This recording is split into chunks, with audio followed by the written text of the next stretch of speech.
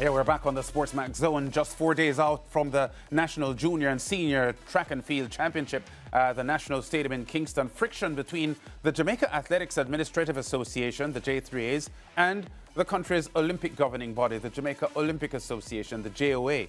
That is intensifying.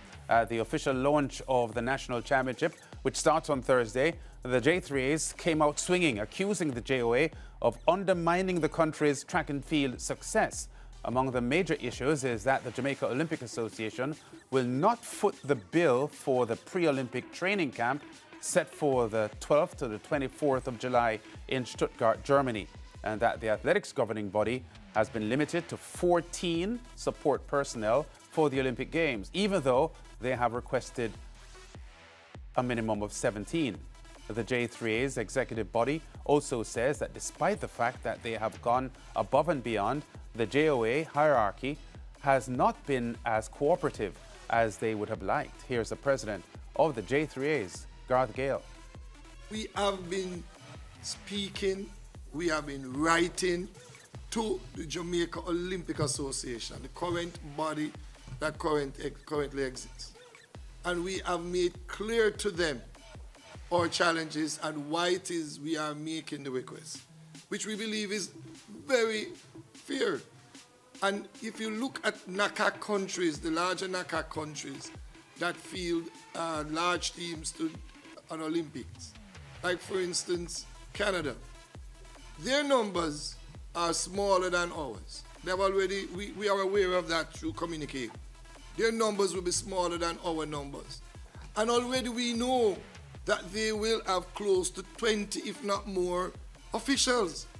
So the question is, why is it that our national Olympic body is unwilling to sit with us and make, what we think is a fair contribution to the Olympics? That the Jamaica Athletics Administrative Association, our doors remain open.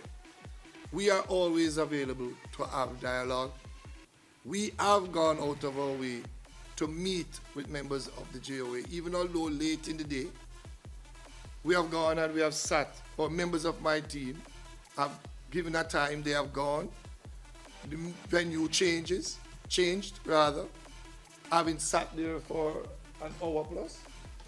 Then they now go to another venue, they still go do it and meet with members of the JOA. So let me make that be clear. There's no animosity from our side. And I've made that clear because for us, it's Jamaica. That is clear on our part. So I want to let the media know and Jamaica at large know that.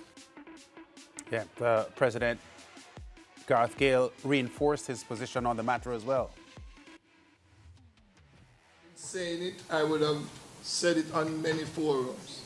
I'm repeating it again. If I'm telling you I have no problem with you, and I'm able to provide you with evidence, and in your response have always been hostile, can you hold the blame on the individual who says they are willing to work with you? No, I can't. And we are telling you, and members of the media, we have the evidence of the hostility in black and white that comes from the Jamaica Olympic Association. Yeah, and world-renowned head coach Glenn Mills jumped at the opportunity to let his thoughts be heard.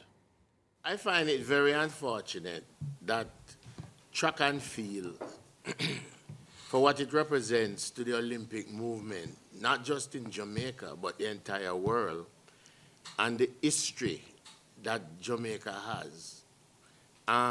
We are not some beggar. We have earned it. I have been to 9 Olympics.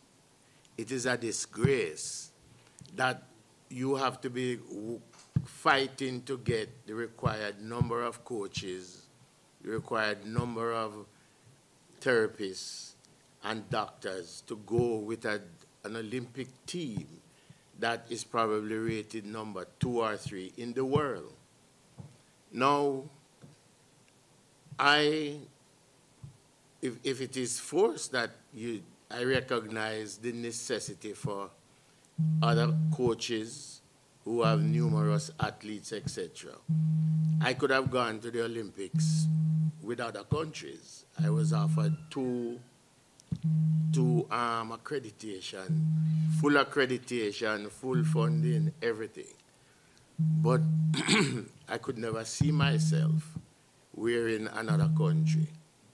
But if I am forced to, I would have to.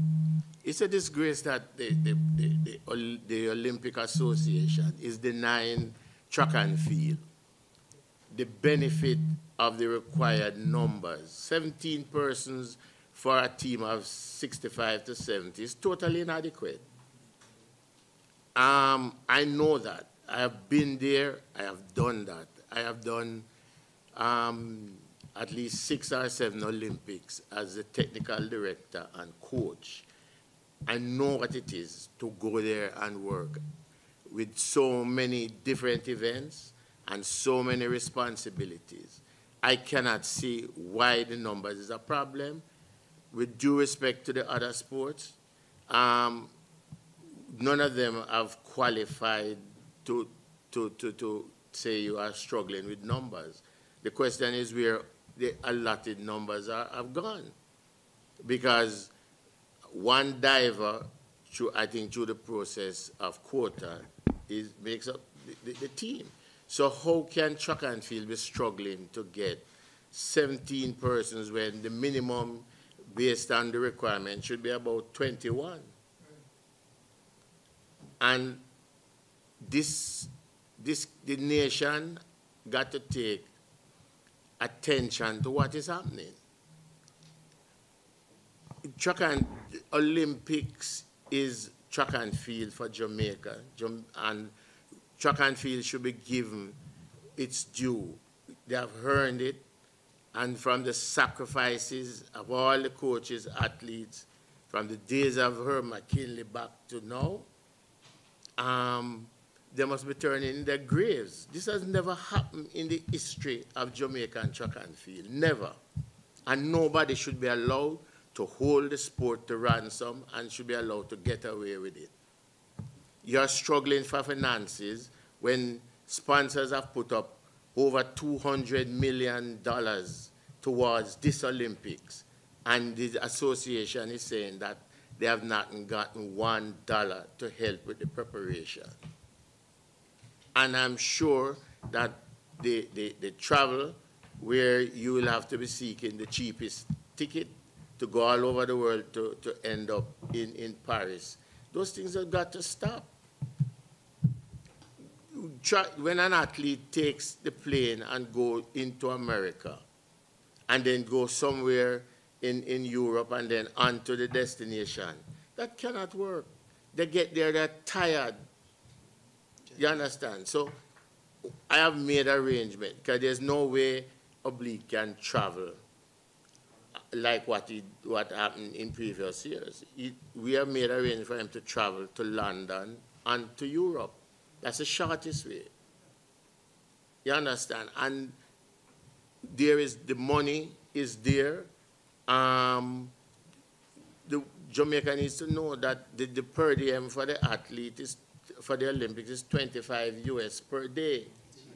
It has been increased to 40 now. It's still below, but the last Olympics it was that. You understand? So $15 increase, it's nothing. To the athletes who have big contracts, it's not so much a big thing because although they'll grumble, they can afford it. But what I see, the college athletes and the non-contract athletes, is important. When they go there and they need to buy things for necessities, whether it is personal items or so on, they depend on the money. I've seen officials going in their pocket and giving them hundreds of dollars to go and buy simple things that they need. So when it is good to hear that the minister is coming to the rescue. But with all that sponsorship money going around, the athletes, we need to take care of the athletes so that they can continue to perform at the highest level. It is no secret that when they perform, that the JOA gets a bonus payment for every performance, and they have never gotten $1. So whatever it takes, Mr. President and Mr. Manager, we need to demand that we get the numbers and the treatment that we deserve. It is time we stop, track and field, stop getting mud in the face. Yeah, veteran coach Glenn Mills, who coached the great Usain Bolt in strident form at the launch. Let's now hear from the Minister of Sport, Olivia Grange, who was also present at Monday's launch. She was asked whether she'd be willing to mediate on this issue. I said earlier that government cannot interfere or intervene where matters impact on the national associations. And I just want to make that clear. But as a patriotic Jamaican, I want to say to both the J3s and the JOA, in the interest of Jamaica and in the interest of our athletes, they should find a way to work it out. Yeah, so much to unpack from those sound bites, and we will do so after this brief commercial break.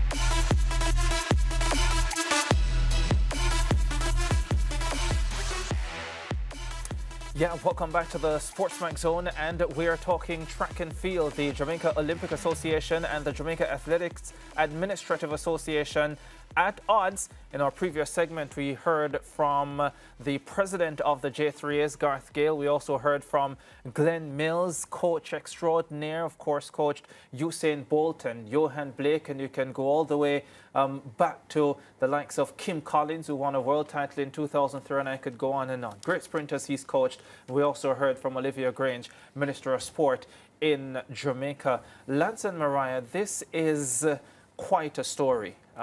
Because here we have the Jamaica Olympic Association, who governs affairs relating to the Olympic Games, the Jamaica Athletics Administrative Association, who has specific responsibility for track and field in the land of wood and water, at odds ahead of the Olympic Games. Two key issues: the pre-Olympic camp, which is set for Stuttgart, Germany, from the 12th to the 24th of July. The J3s is saying usually it is the JOA who covers the cost of the pre-Olympic camp. And that is not the case this time around. And it has forced the J3s to seek the funding and to cover the cost of the camp. And then the issue of the number of support personnel that track and field will have, or the Jamaica track and field team will have for the Olympic Games. The J3s is saying that we want minimum 17. The Jamaica Olympic Association saying to this point, you can only have 14. And we heard from the president, we heard from Glenn Mills. I was at the press conference as well, and the treasurer, Ludlow Watts, also came out swinging. We heard from him as well. In fact, he was quite disappointed with how things have unfolded, because he said that the Jamaica Athletics Administrative Association had been trying to get word from the JOA since July of 2023. And they sent emails in July 2023, September 2023, October 2023, and only in December did the JOA respond to them and essentially say to them, well, we'll meet with all the sporting bodies going to the Olympic Games in January. And of course, as the leading force for Jamaica at the Olympic Games, the Track and Field Association felt that they should be treated differently because their situation warrants, I guess, more urgencies of higher importance, given that this is the sport that the medals are likely to come from. And so today, we are here. Yeah, first things first is I'd love to hear what the JOA has to say in response to everything that we heard just now. Secondly, I agree with what Sport Minister Olivia Babsy-Grange has said, the fact that, you know, both of them need to work it out. Ricardo, sometimes I feel like the administrators, they forget the big picture in front of us. We're in an Olympic year. The athletes, and we have to remember that, they're training so hard, getting what they have to get done alongside their coach, battling injuries and all these different things. And sometimes I feel as if the administration, and not just only in track and field, in any sport, they forget the reason that they've been put in these positions is to make the lives of those around them, make the administrative things much easier, and ensure that the process runs smoothly. So when I sit here on this show now and I listen to, of course, the J3A and Coach Glenn Mills talk about the JOA in that manner, it makes me wonder sometimes what's going through the athlete's mind in a time like this. Champs is just now, Olympics, we're getting ready here. Preparation for the Olympics coverage began how long now? I'm talking about our SportsMax team since last year, maybe a year before, since we signed the deal. So to me, just listening to all these things does not sit well with me. And I'm thinking about timing, I'm thinking about the athletes, and I still can't understand why, if the JOA would have funded these camps before, why is it that it's not happening this year? Well, the fact is, in the previous segment, when we listened to Glenn Mills and Gareth Gale, it is very, very difficult not to feel attached to the narrative that is coming from them, because all of what they've said sounds really, really solid and logical. Mariah made the point that we need to hear from the Jamaica Olympic Association because there are, you know, usually more than one side to a story. So while the presentation that we just got from the J3As looks very easy to agree with, I'm really keen to hear what the JOA has to say. Under Christopher Samuda's leadership, they have spent a lot of the past few years speaking glowingly of opening the doors for other, lesser sports like archery and lacrosse, trying to get qualification for a wider spread of sports at the Olympic level. But as we just heard from the track and field officials, none of these sports can measure up to what track and field for Jamaica offers to the global landscape. So it is very logical that track and field deserves a different kind of attention from some of the other sports. Not that these other sports, don't have merit to get support from the Jamaica Olympic Association, but it's very, very difficult to disagree with what we just heard from the track and field officials. The J3As themselves have been under some pressure in recent months over how they have handled their own sport. So I think they were on a platform today that probably felt good for them to be directing some pressure on another association. And Ricardo, why the choice of the word hostility? Why would the JOA be hostile to the J3As? I don't get it. And you're the man that covers these things very, very closely. I'm going to try and answer that question. But before I do that, Mariah, on the matter of hearing from the Jamaica Olympic Association, I did reach out to the president, Christopher Samuda, earlier today via WhatsApp.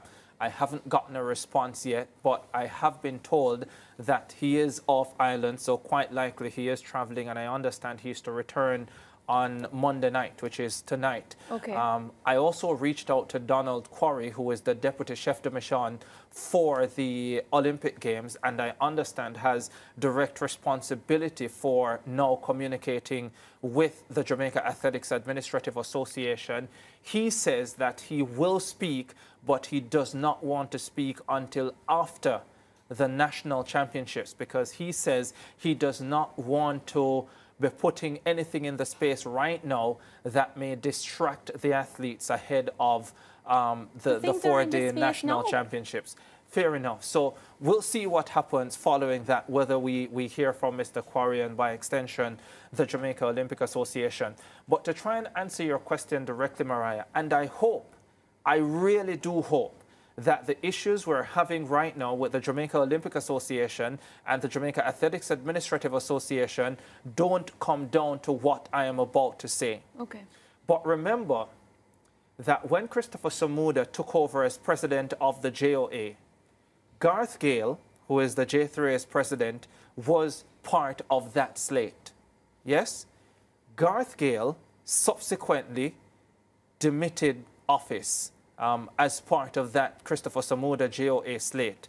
There was a massive controversy ahead of the Tokyo Olympic Games where following Garth's or Mr. Gale's stepping away, we had a story coming out that said his accreditation for the Olympic Games had been revoked. Subsequent to that, the JOA president, Mr. Christopher Samuda, said could not have been the case because he was never accredited to go to the Olympic Games. And that created a big stink, if you remember that story, in 2021. Also, who did Garth run against when he was elected as president of the Jamaica Athletics Administrative Association? Mr. Donald Quarry, who is now in a position to be liaising with the Jamaica Athletics Administrative Association. So there is no doubt that for a few years now, there has been tension between the Jamaica Athletics Administrative Association and the Jamaica Olympic Association, and tension specifically between the heads of both organizations. It is no secret, and even though they did not admit it until, well, publicly at least, until sometime last year, it is no secret that Mr. Gale and Mr. Samuda don't seem to have a very good relationship. There is no secret that that is part of the reason why Mr. Gale stepped away from the Jamaica Olympic Association.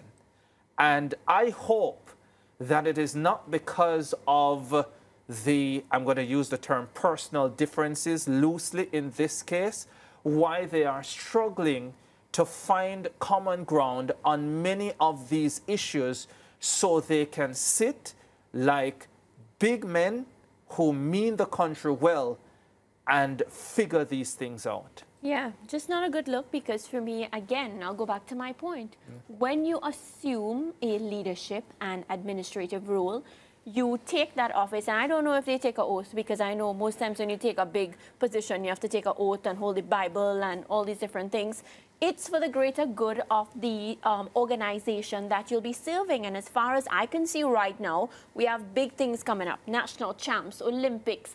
And to hear the J3A president going up against the JOA boss, it's just not a good look. We're again, and I feel like this is football all over again, we're taking away from the main situation. Jamaica is known for dominating when it comes to the Olympics and medals, and I feel like that's what we should be talking about right now, the athletes. Yeah.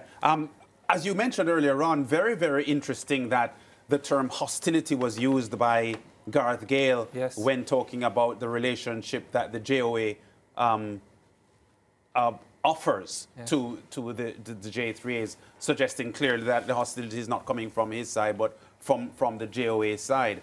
And for the JOA to appoint Donald Quarry as the chef de mission for the Olympic could be viewed from a J3A standpoint as a move of hostility, because there's no question that Donald Quarry is a huge critic of the current J3A's administration. So that by itself does not look like an appointment that supports harmony. Yes. And I think the Sports Minister, Olivia Grange, pointed to the fact that there needs to be some, coming together and understanding with some unity. And I don't think to appoint Donald Quarry as the chef de mission for the track and field team supports harmony, given the relationship that he has with the J3As. Not that Donald Quarry by himself isn't a good choice for that role because of the history that he has with the sport as an Olympic gold medalist in Montreal in '76 and so on, and his experience at this kind of thing. But given the current landscape, you wonder if, you know, for a relationship standpoint, if this is the best fit. And quickly, I know we have to go to break, but quickly, I just want to say that from a Jamaica Olympic Association standpoint, I can't wait to hear what they have to say in defense of what the J3s has put forward on this day. And I've thought about it a little bit, Lance and Mariah, and I think to myself, with the issue of the numbers in terms of coaching, in terms of support personnel, I wonder if there are restrictions, and so we will have to question Mr. Samuda about that, whether in fact there are restrictions preventing them from increasing the numbers, or whether they will even ultimately increase those numbers. As for the pre-Olympic training camp, I am really at a loss as to why the JOA would not be funding the pre-Olympic training camp. So I just can't wait to hear from Mr. Samuda or Mr. Quarry or anyone from the Jamaica Olympic Association, because I think we need clarity on this matter. Yeah? We've cleared up all that we can, so let's take a break. More to come on the SportsMax Zone.